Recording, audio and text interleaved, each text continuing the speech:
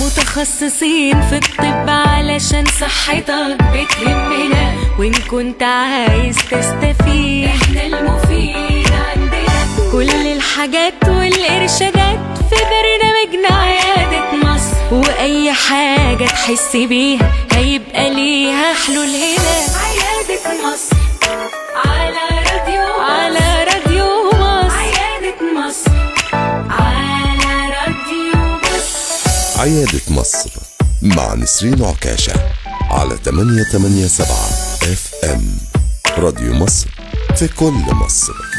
على راديو مصر.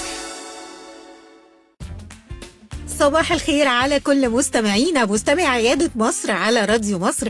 بنبدأ معاكم حلقة جديدة هتهم الأسرة كلها الحقيقة، وتهم كل أب وكل أم. دايما بيقولوا العبارة دي اللي احنا بنسمعها: ابني مش بياكل كويس.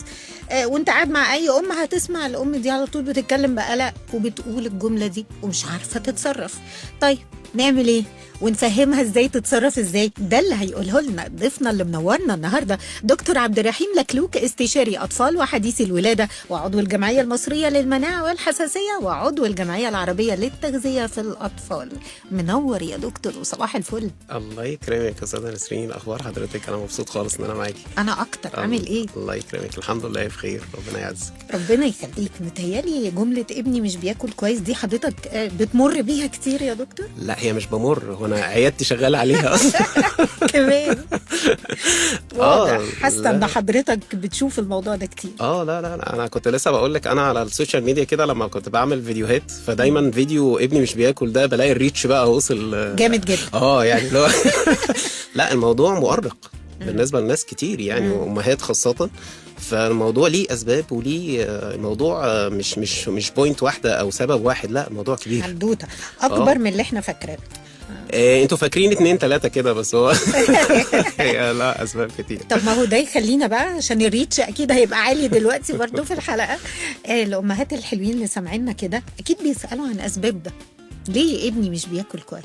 هو في اسباب عضويه وفي اسباب مش عضويه، وللاسف عايز اقول لك الاسباب الغير عضويه هي الاكتر وهي الشائعه وهي السبب الرئيسي، عكس ما احنا متوقعين. يعني احنا متوقعين دايما اللي مش بياكل ده يكون عنده انيميا مثلا او كده. لا، قصه الانيميا دي ما تجيش 10% اصلا من الاسباب يعني. او 80% من الاسباب بتبقى المعامله بتاعتك مع طفلك في موضوع الاكل بيكون عامل ازاي، فانت تتعاملي معاه ازاي عشان يرجع ياكل، ازاي اصلا ما تدخلوهوش في الجزئيه ان هو ما ياكلش. حاجات كتير. الاسباب العضويه انت هتلاقي انيميا، هتلاقي الطفل اللي تعبان ده على فكره اللي عنده نزله او التهاب في الحلق او كده ده مش هياكل، ده طبيعي. احنا كبار لما بنتعب ما بناكلش. أيوة. فالاطفال بيبقى الموضوع عندهم زايد حبتين يعني. الاسباب تخص التكوين بتاعهم والتركيبه كمان. بالظبط كده. الانيميا بتؤدي الى ان ابنك ما ياكلش، وابنك اللي مش بياكل ده هيخلي الانيميا تزيد. انت فاهمه الدايره دي؟ دايره بتوصل لبعضها. بالظبط. فانا لازم اكسرها ان انا اصلح اصلا الانيميا عشان يرجع ياكل فالدنيا تتصلح. طب ما حضرتك تقول لنا بقى نصلح سلوكنا ازاي؟ ايه السلوكيات او ايه الاسباب السلوكيه يعني؟ والله بصي، جزئيه الام اللي هي بتتعامل مع الطفل ان هو لازم ياكل ده بشتى الطرق او بالضغط، او ان انا ابني انا ممكن امسك له الشبشب عشان ياكل. لا بيحصل، مش بهزر فعلا، ده كتير وكتير يا دكتور. جدا. تمام. بنضرب، بنزعق، بنزغط. انت متخيله ان انت تمسكي بق ابنك زي الحمامه كده وبتدخلي له الاكل بالعافيه؟ طب انت منتظره بعد الحركه دي يحب الاكل؟ لا هو انت لو حد غصبك على حاجه لا انا ماما بتعذبني، هتحبي الحاجه دي. امي بتعذبني مش بتاكلني كده. بالظبط كده. فانا بالنسبه لي كده بقى حاجه انا مربوطه عندي بحاجه وحشه. انا بيضربوني عشان الاكل، انا بتزغط عشان الاكل، انا بيزعقوا لي عشان الاكل. فاذا الاكل ده انا بمجرد ما هيجي الاكل كده من بعيد، ايه ده، احنا داخلين بقى المعركه بتاعت كل مره. فانا هتضرب واتهان واتشتم ومش عارف ايه. فانا الحاجه دي ما بحبهاش لان هي سبب للجزئيه دي بتتكرر معايا بشكل يومي وكذا مره كمان في اليوم. فاذا انت السلوكيه السلوك في التعامل مع موضوع ابنك اللي مش بياكل ده اهم اصلا من ان انت تفكري ان انت تدي بقى دواء وتروحي تجيبي الصيدليه. عايز اقول لك لو جبت الصيدليه كلها وفي الاخر انت بتتعاملي معاه بالطريقه دي مش هاكل. يا الله. فما تصرفيش بقى فلوس وانت الجزئيه دي غايبه عنك، لا صلحي دي وما تجيبيش علاج خالص. يا نهار ابيض. يعني لما بتيجي الام لحضرتك في العياده يا دكتور بتقول لها انه رقم واحد قبل ما اديكي اي فيتامينز مثلا ولا ايا كان، انا بشوف انت بتعملي معاه ايه؟ صح؟ بستبعد الاسباب العضويه اولا، تمام. وعايز اقول لك دي ب 10% بس. فلازم برضو اتعامل معاها في جزئيه السلوكيه، تعاملي معاها ازاي، تعملي ايه.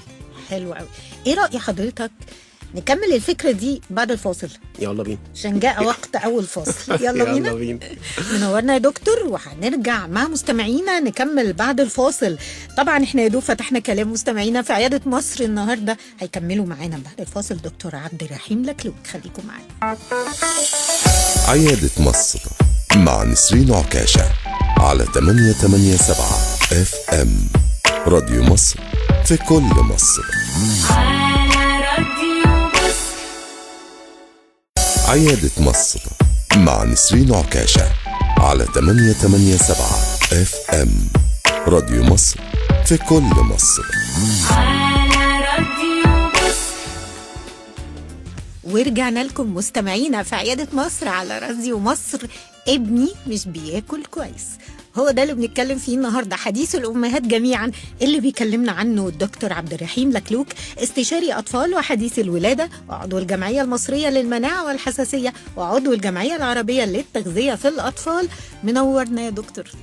شكرا ليكي، ربنا يكرمك، ده نورك. ربنا يخليك. احنا بدأنا بالعبارة دي من أول الحلقة، وحضرتك قلت لي وكنت بدأت تشرح إنه إزاي في أسباب كتير لابني مش بياكل كويس، تستبعد منها العضوية الأول. اللي هي نسبتها قليله. تمام. انا نفسي الامهات تبقى فاهمه ازاي تتعامل مع ابنها في الجزئيه دي، لان هي 90% من حل المشكله في انت تتعاملي ازاي معاه.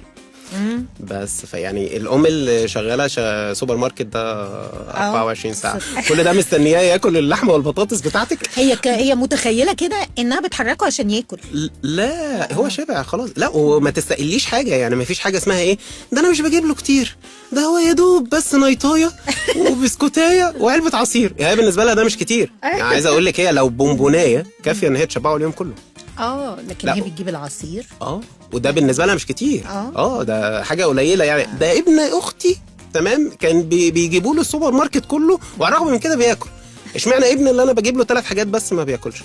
تمام. وخدي بالك من جزئيه تاني، انا ابنك اللي بياكل سوبر ماركت كتير ده تمام حتى لو بياكل في البيت كويس، انت كده مش بتخليه يستفاد من اكل البيت. لان هو اكل السوبر ماركت بيمنع امتصاص اكل البيت اصلا. لان انت كده دي سموم.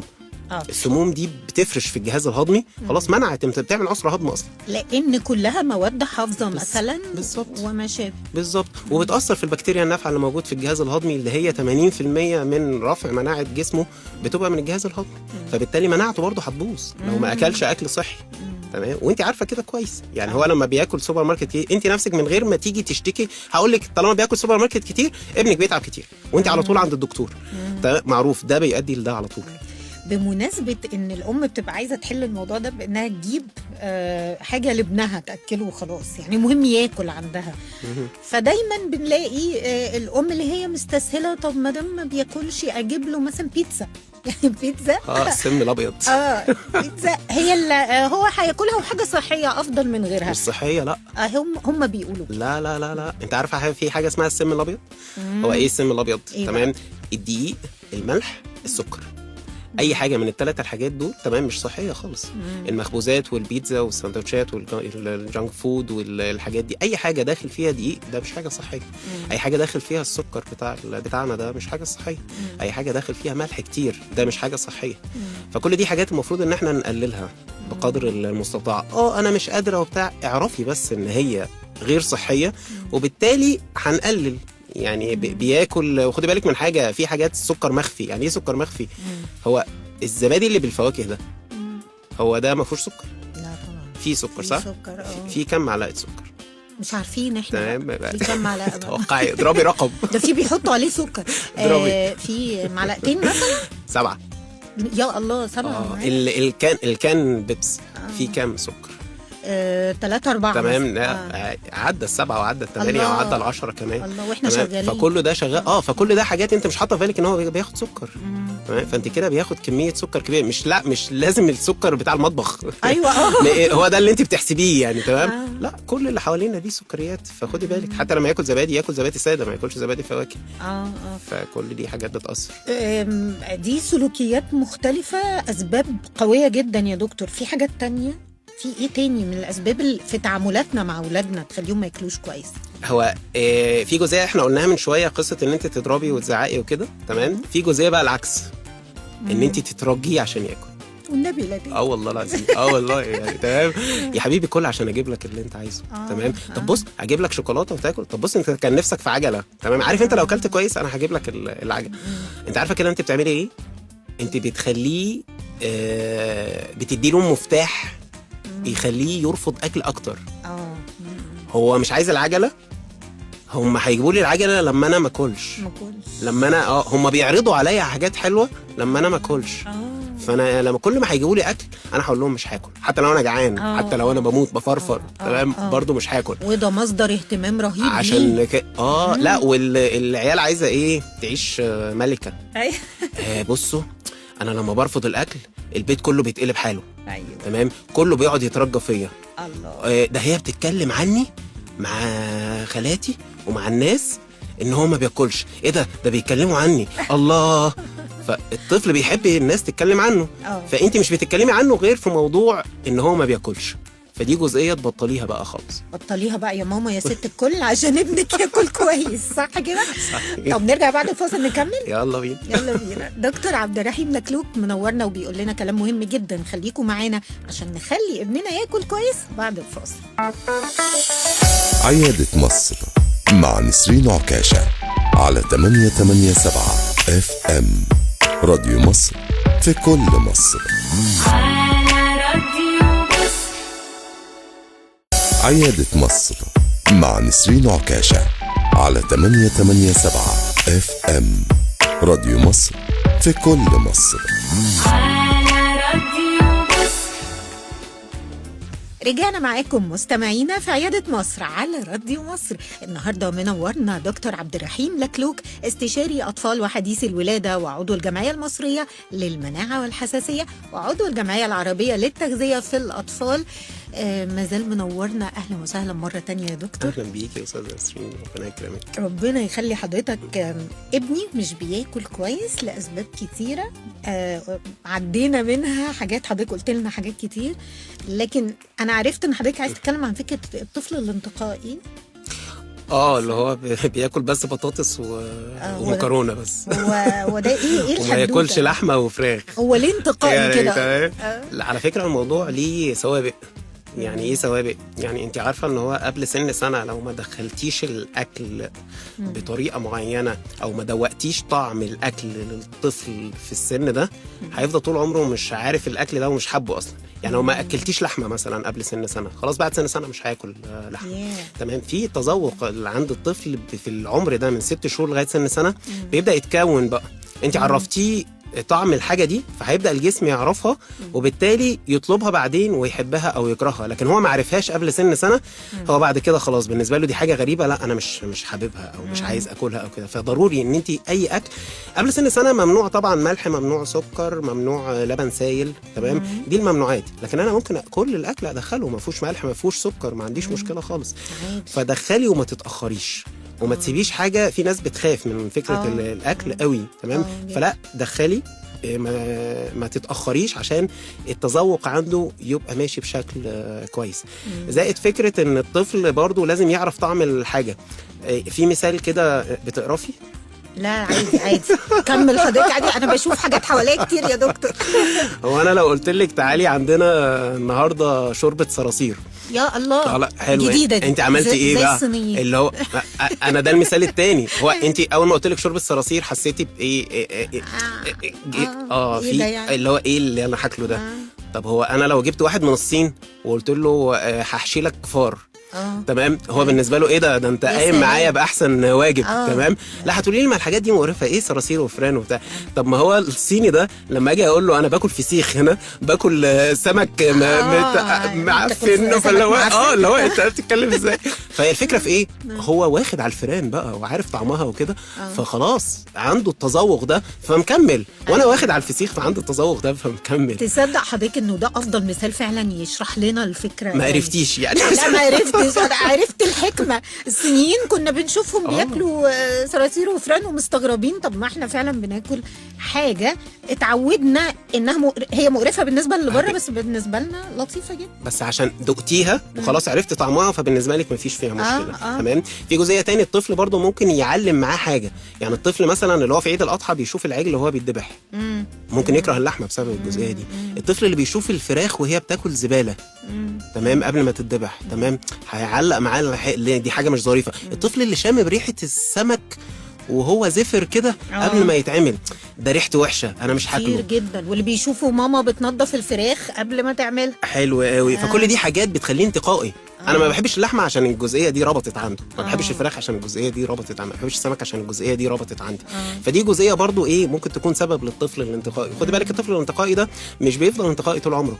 يعني ممكن ياخد ايه مثلا النهارده باكل البطاطس ومكرونه بس، افضل عليهم شهرين 3، بعد كده اقلب عليهم، ابطل اكلهم خالص.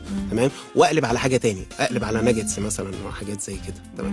فكل فتره عمريه الطفل بياكل حاجات معينه. انا ما عنديش مشكله على فكره. تمام. وممكن تديله الاكل اللي هو ما بيحبوش بشكل مختلف. بمعنى ايه؟ انا اللحمه اللي هو ما بياكلهاش قطع انا ممكن اعملها له كفته، ممكن اعملها له، ممكن ادخلها له وهو بياكل المكرونه بشاميل دي مش فيها لحمه مفرومه. طبعا دخلت له لحمه. الفراخ ما يحبهاش ورك وصدر، بس ممكن يحبها بانيه، ممكن يحبها ناجتس. تمام.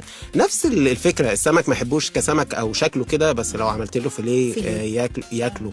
فدي الجزئيه يعني ممكن ندخل له الحاجه بشكل مختلف، وانت كده دخلتي له قيمه غذائيه. زائد بقى لو رافض اللحمه خالص بقى بكل اشكالها، خلاص القيمه الغذائيه بتاعته داخله له من الفراخ. فما توقفيش قوي قدام الحاجات دي. مش يعني. ما تحبك، انا بدور على الكلمه دي، ما تحبكهاش يعني. لا اي خدمه حضرتك اسالني هقول لك الالفاظ دي. الطفل اللي اتلسع من الشوربه هيكره اتلسع، يتعور. تمام. الطفل اللي هو مثلا لما اكل حاجه اتكسرت سنته بسببها هيكره الحاجه دي. فده الطفل الانتقائي. في مواقف كده حصلت معاه خليته يرفض مثلا الحاجه دي. واغلب اطفالنا او كلهم عرضه للحاجات دي ان هم يبقوا انتقائيين. فما نستسلمش وما نسوتش الدنيا هتمشي كويس. بعد فتره ما اكلش الحاجه دي دلوقتي هياكلها بعدين. وما تستسلميش يعني الحاجه اللي هو رافضها دلوقتي لا دخليها مره 2 3 4. عايز اقول لك احنا مش بنستسلم للحاجه غير بعد 15 مره محاوله ادخال. تمام.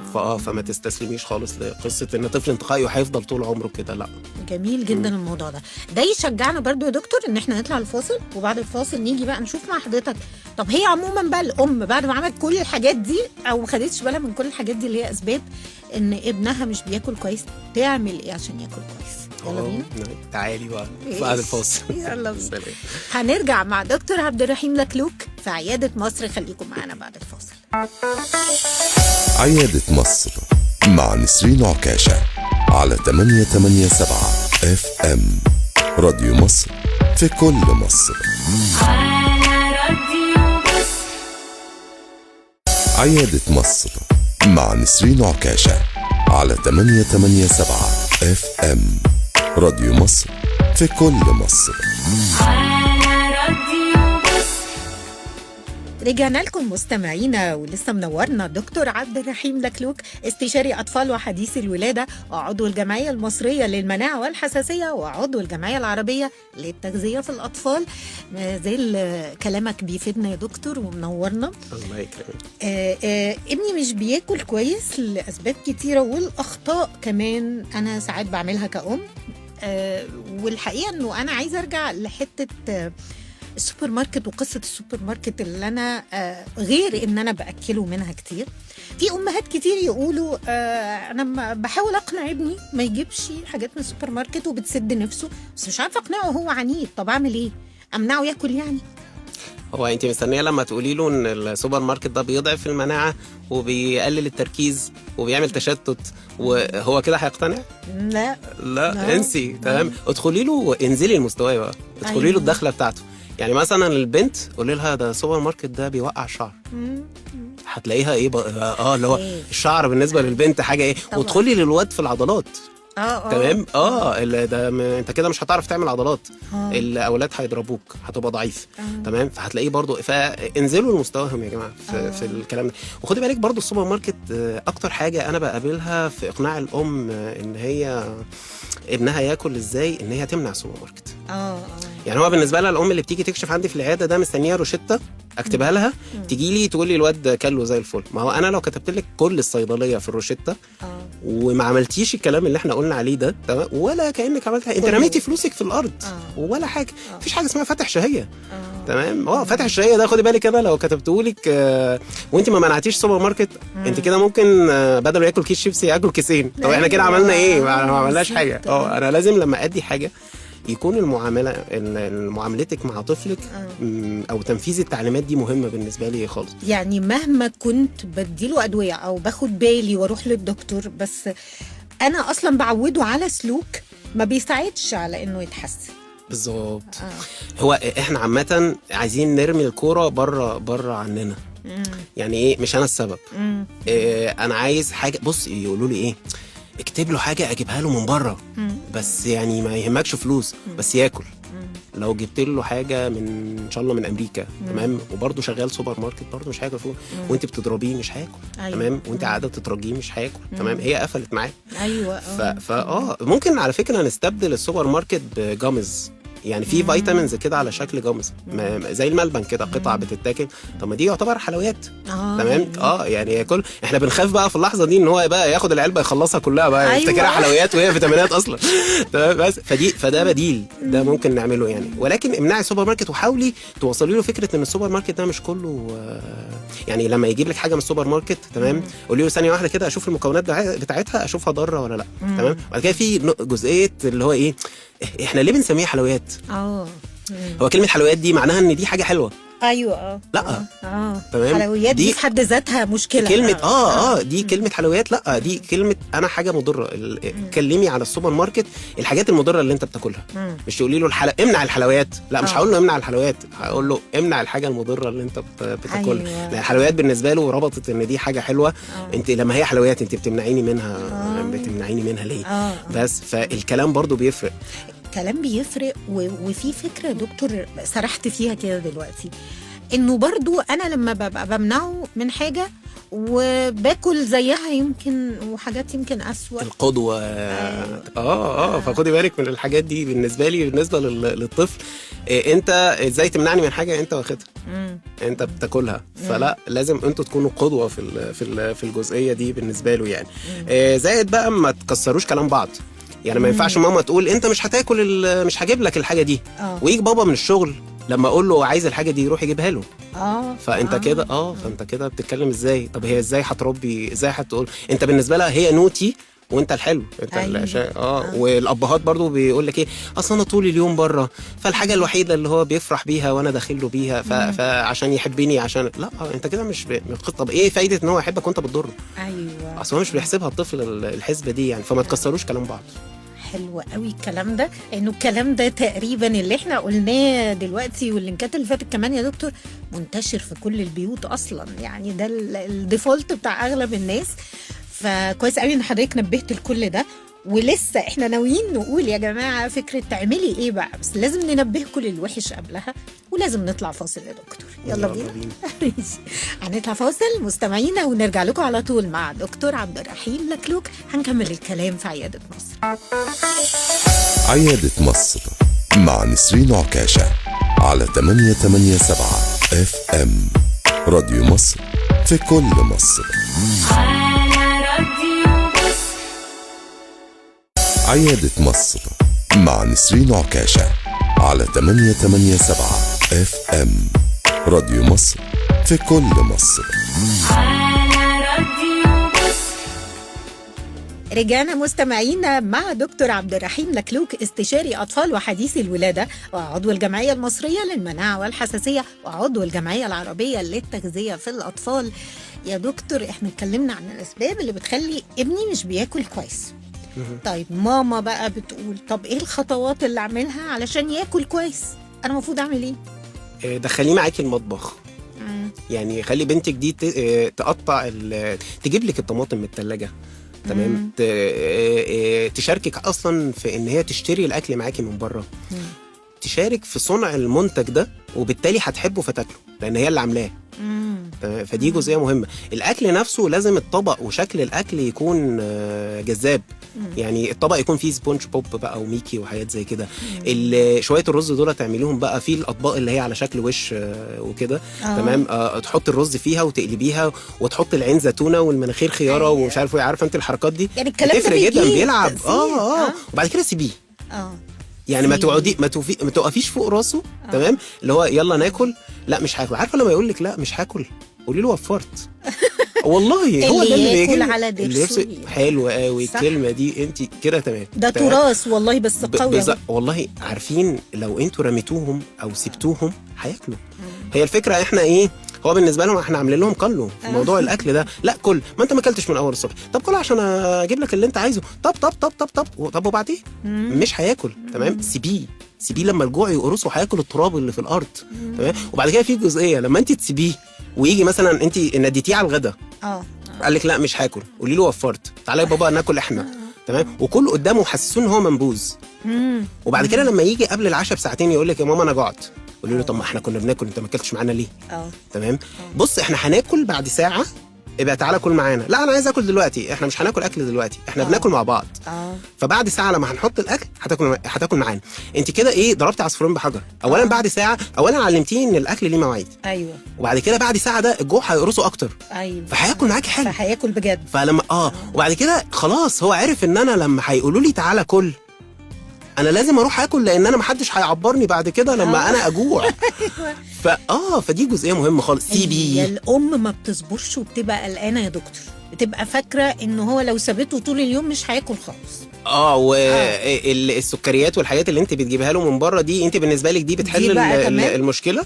لا خالص، تمام. فدي ما تشبعهوش وتدي له كالوريز فارغه، سعرات حراريه فارغه. والبونبونايه اللي انت بتديها له دي هل بتفيده في حاجه؟ لا. تمام. لا انت بتدي له سعرات حراريه فارغه، تمام. بالتالي هو شبع على الفاضي، جسمه ما استفادش من حاجه، مناعته ضعفت، مش هياكل معاكي اكتر. يعني في ناس تقول لك ايه العكس، تقول لك ايه لا ما انا مش بجيب له الحاجه بتاعت بره غير لما اقدم له الاكل بتاع البيت وهو يرفض. ايوه. انا مش ببدا اليوم بالاكل بتاع بره. ايوه. طب ما حلو، ما انت قدمتي له الاكل وهو رفض، تمام. رحت جبتي له الحاجه بتاعت بره، راح شبع. رحت قدمتي له الاكل وهو شبعان، تمام. رحت بعد كده رفض الاكل، ورحت جبتي له الحاجه بتاعت بره فشبع، فقدمتي له الاكل وهو في دايره كده داخله فيها. انت مش موصلاه لفكره ان هو يجوع اصلا، تمام. فهو بيستنى، بيرفض الاكل مخصوص عشان تجيبي له الحاجه دي. وخدي بالك لو ما اكلش يوم واثنين وثلاثه واربعه، سيبيه. اللي ياكل على ضرس ينفع نفسه زي ما انت قلتي بالظبط. يعني احيانا هو في حاجات من اللي بنقولها بتجيب نتيجه، من اللي بنقولها اللي هي من اجدادنا، يعني والله تراث والله العظيم احنا اللي مبوظنا، تمام. اللي هي الحاجات دي اللي جدت عليه. والموبايل والتلفزيون والشاشات. تقول لك هو ما بياكلش غير لو هو ماسك الموبايل. هل دي حاجه صح؟ لا مش حاجه صح. هو على فكره بياكل وهو مش حاسس ان هو بياكل اصلا. مفيش مذاق. وبيجي ساعات الطفل يقول لها بعد ما بيرضاش ياكل، طب اعملي لي شويه بطاطس، اعملي بطاطس، اعملي اي حاجه، وبعد ما تعمليها ما ياكلش برضه، ما ياكلش. فاهم؟ هو عايز يرزل عليكي وخلاص يعني، تمام. فلا، قولي له انا بعد كده مش هعمل لك اكل طالما ان انت لما بعمل الاكل انت مش بتاكله، تمام. هي قصه كلها قصه برود، استسلام لفكره ان اللي ياكل على ضرسه ينفع نفسه، وصبر، ومحدش هيموت من الجوع. ايوه. يعني هل تتخيلي ان هو هيسيب نفسه لغايه لما يموت من الجوع؟ لا، لما هيجوع هياكل اي حاجه قدامه، تمام. فما تدخليش معاه في السكه دي. لا، ربيه، ما تسيبيش العيال تربيكي، احنا اللي لازم نربي العيال. الله بقى، يعني هو احلى جمله والله دلوقتي، مع اني كنت عايزه اسال حضرتك برضو لان وقتنا بينتهي. هل في نصيحه اخيره عايز تقولها؟ هي الجمله دي أيوة. ما تسيبيش ابنك يربيكي، احنا اللي بنربي. ايوه كده. متشكره جدا يا دكتور. الله يكرمك. الف شكر، نورتنا. انا مبسوط جدا ان انا معاكي والله. انا اكتر جدا بجد، وحلقه ممتعه ومفيده جدا. انا من الفانز على فكره بتاعك. ربنا يخليك والله، تسلم. والله الحوار مع حضرتك ممتع ومفيد جدا، وبعدين قريب من حياتنا. نورتنا يا دكتور. ربنا يكرمك، شكرا ليكي. كان منورنا حقيقي الدكتور عبد الرحيم لكلوك، استشاري أطفال وحديثي الولادة، وعضو الجمعية المصرية للمناعة والحساسية، وعضو الجمعية العربية للتغذية في الأطفال. للأسف حلقتنا معاه خلصت، بس على وعد بلقاء تاني إن شاء الله. إلى اللقاء.